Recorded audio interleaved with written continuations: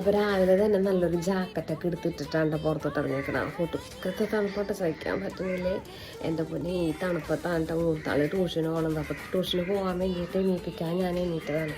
പക്ഷെ എന്തൊരു തണുപ്പാണ്. ഈ ഒരു തണുപ്പ് സഹിച്ചിട്ടാണ്ട് പോകാൻ ട്യൂഷനൊക്കെ പോകുന്നത് സഹിക്കാൻ പറ്റുന്നില്ല. അടുക്കളയിൽ പണിയൊക്കെ സ്റ്റാർട്ട് ചെയ്യാൻ നോക്കിയിട്ട് പോകുമ്പോൾ രക്ഷയില്ല കേട്ടോ. കൈയൊക്കെ മരടിച്ചിട്ടുണ്ടല്ലോ.